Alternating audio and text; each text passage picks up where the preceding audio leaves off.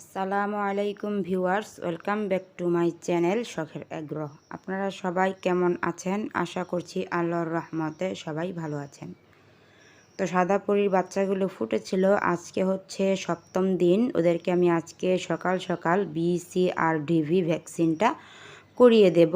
তো সেই ভিডিওটাই আজকে আপনাদের সাথে শেয়ার করছি। আমার হাতে অলরেডি ভ্যাকসিন এবং ভ্যাকসিনে যে মেডিসিনটা আমি মিক্স করব সেই মেডিসিনটা দেখতে পাচ্ছেন।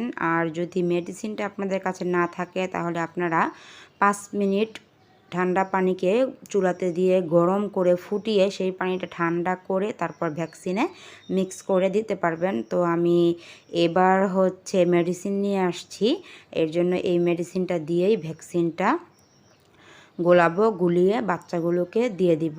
তো বাচ্চাগুলোকে আজকে আমি এক চোখে ভ্যাকসিন করব।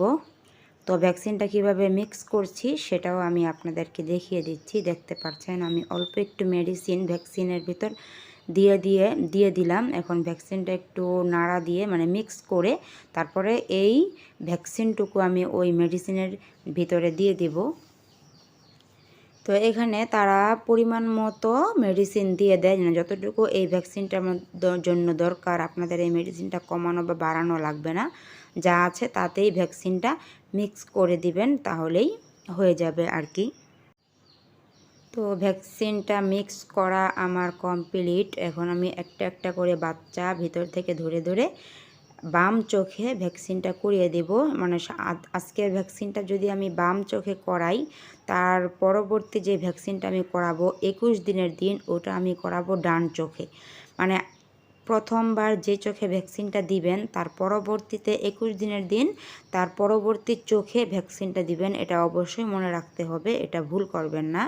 আর ভ্যাকসিন 2 চোখে দেয় না, শুধু এক চোখে ভ্যাকসিন দিতে হয়। তো আমি ভ্যাকসিনটা করাচ্ছি, একটা একটা করে বাচ্চা ধরে আমি এক ফোঁটা করে চোখে দিয়ে দিচ্ছি। চোখে ভ্যাকসিনটা দেওয়ার পর যখন দেখবেন বাচ্চাগুলো ঢোক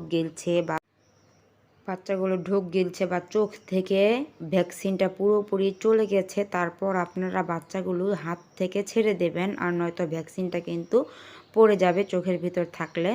এর জন্য ভ্যাকসিনটা পুরোপুরি ভিতরে যাওয়ার পর তারপর আপনারা বাচ্চাগুলোকে হাত থেকে ছাড়বেন। তো দেখতে পাচ্ছেন যে বাচ্চাগুলোকে আমি কিভাবে ভ্যাকসিনটা দেখছি এক ফোঁটা এক ফোঁটা করে।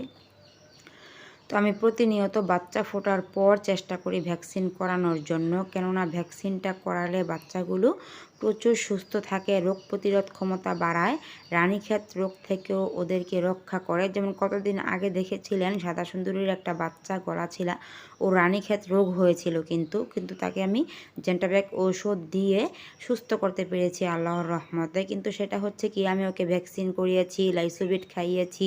এই ঔষধগুলো খাওয়ালে বা ভ্যাকসিন দিলে রোগ প্রতিরোধ ক্ষমতাটা বাড়ে।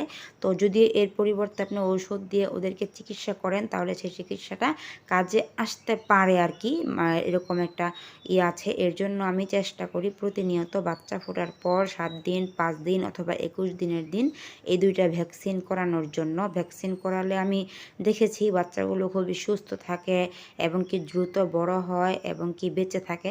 অনেক সময় দেখবেন গ্রাম্য পরিবেশে যারা নাকি মুরগি এবং মুরগির বাচ্চা পালন করে, তারা কি করে বাচ্চা ফোটার পর সাথে সাথেই মুরগি সহ বাচ্চাকে বাহিরে ছেড়ে দেয়।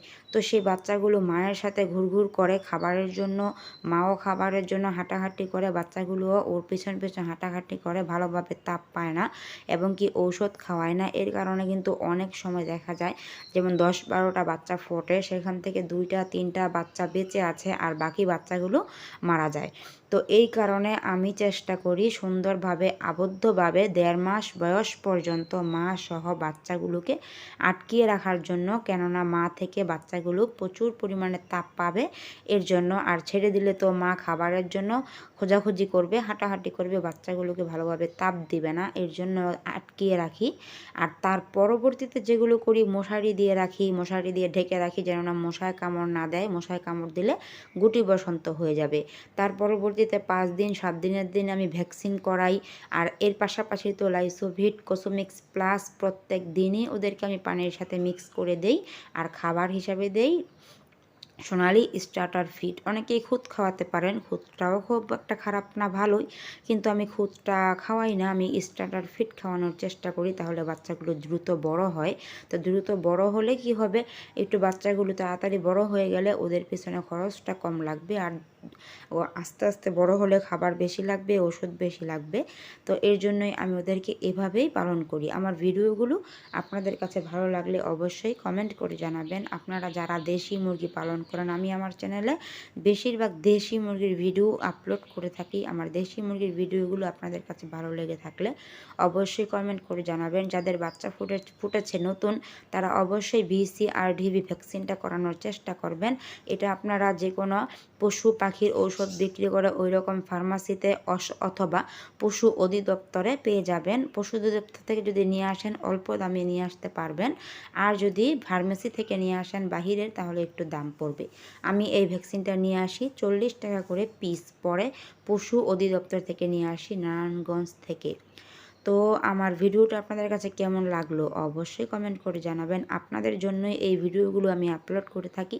ভালো লাগলে মতামত জানিয়ে যাবেন, আর পরবর্তী ভিডিও দেখার আমন্ত্রণ রইল।